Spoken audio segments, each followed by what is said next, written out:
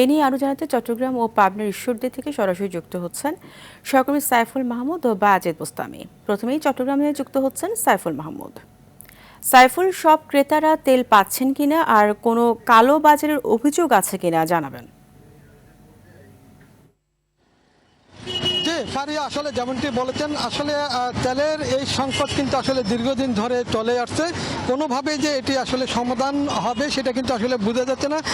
যুদ্ধ যতই গড়াচ্ছে ততই কিন্তু আসলে এই তেলের সংকট কিন্তু দিন দিন বেড়ে চলছে। আমি যদি বলে থাকি, আসলে চট্টগ্রামে কিন্তু শতাধিক পেট্রোল পাম্প রয়েছে। প্রতিটি পেট্রোল পাম্প কিন্তু তারা এই জ্বালানি দিতে পারছে না। শুধুমাত্র চট্টগ্রাম সিটিতে হাতে গোনা কয়েকটি পেট্রোল পাম্প কিন্তু জ্বালানি দিচ্ছে। এখন এই মুহূর্তে আমরা আসি কিন্তু চকবাজার কৃষি পেট্রোল পাম্পটিতে। এটিতে প্রতিদিন চাহিদা থাকে তাদের 36,000 লিটার, তারা কিন্তু পাচ্ছেন কিন্তু 18,000 লিটার, এবং তাদের আজকে চাহিদা ছিল 27,000 লিটার, তারা পেয়েছে আজকে 13,000 লিটার।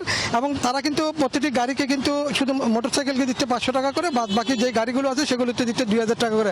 তাদের একটাই কথা, সেটি হচ্ছে যে তারা যতক্ষণ পর্যন্ত আছে ততক্ষণ পর্যন্ত তারা দিবেন, এরপর না থাকলে কিন্তু এরপরে কিন্তু তারা আর দিতে পারবেন না বলে জানিয়েছেন। তবে আরেকটা বিষয় জানিয়ে রাখি, সেটি হচ্ছে যে কিছু সামাজিক যোগাযোগ মাধ্যম ফেসবুকে দেখা গেছে কেউ কেউ কিন্তু তেল এখান থেকে সংগ্রহ করে পরে বাইরে গিয়ে সেগুলো কিন্তু আসলে 200 টাকা 300 টাকা লিটার প্রতি বিক্রি করা হচ্ছে।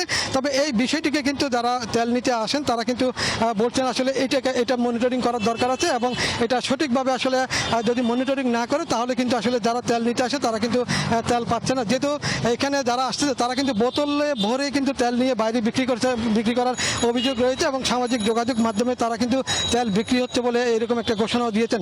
তবে আরেকটা বিষয়তে যারা এখানে তেল নিতে এসেছেন তারা কিন্তু বলেছেন আসলে ঘন্টার পর ঘন্টা তারা লাইনে দাঁড়িয়ে থাকতে হয়। অনেক অফিসগামী যাত্রী রয়েছে, তারা কিন্তু আসলে অফিস অনেক সময় মিস করতে হচ্ছে। তবে যদি এটি খুব দ্রুত সময়ের মধ্যে স্বাভাবিক করা না যায় তাহলে কিন্তু আসলে এই সংকট কিন্তু আরও দীর্ঘদিন হবে বলে মনে করেন।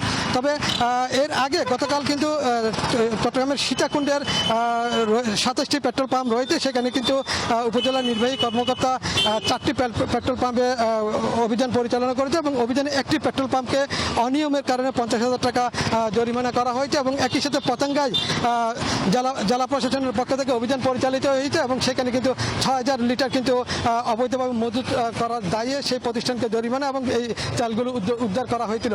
তবে সবকিছু মিলিয়ে যদি বলি, আসলে এই জ্বালানি সংকট আসলে কবে নাগাদ শুরু হবে এটা কিন্তু বোঝা যাচ্ছে না। আমরা এখন চলে যাব ঈশ্বরদীতে, সেখানে আমাদের আরেক সহকর্মী রয়েছেন বাজিদ বোস্তামি। ধন্যবাদ সাইফুল। ঈশ্বরদীতে 10টি ফিলিং স্টেশন রয়েছে, এর মধ্যে বেশিরভাগ পাম্পে আসলে তেল পাওয়া যাচ্ছে না। আরেকটি স্পষ্ট করে যদি বলি যে একেবারে পেট্রোল, অক্টেন এবং ডিজেল সবকিছুরই সংকট দেখা দিয়েছে।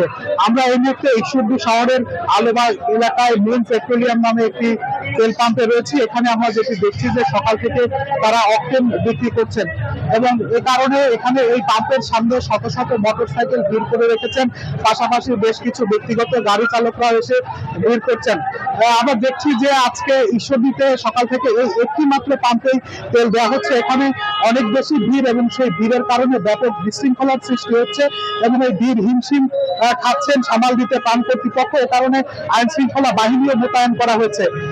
যারা তেল নিতে আসছেন তারা চাহিদা অনুযায়ী তেল না পেয়ে আসলে ক্ষোভ প্রকাশ করেছেন, পাম্প কর্তৃপক্ষের সঙ্গে বাগবিতণ্ডায় জড়াচ্ছেন।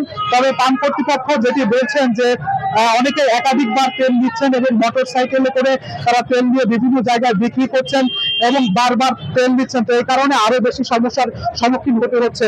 তো ফারিয়া, পাবনা ঈশ্বরদী থেকে জ্বালানি তেলের সংকট নিয়ে আমার কাছে এ পর্যন্তই ছিল সর্বশেষ পরিস্থিতি। সাইফুল, বাজিদ, আপনাদের দুজনকেই ধন্যবাদ।